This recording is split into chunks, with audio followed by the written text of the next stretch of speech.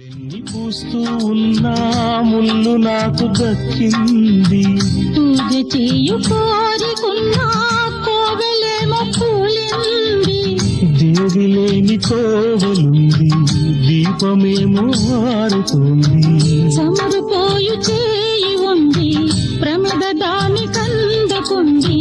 నన్ను చుట్టి చీకటున్నా నేను కాలిపోతున్నా. వెలుగులోకి వెళ్తూ ఉన్నా నేను చీకటవుతున్నా.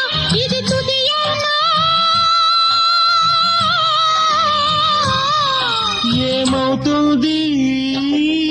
తన మనసును మరిచిన మనసెటు వెళుతోంది.